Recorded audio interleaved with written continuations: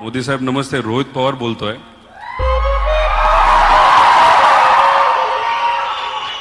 नाव आपण ऐकलं असेल.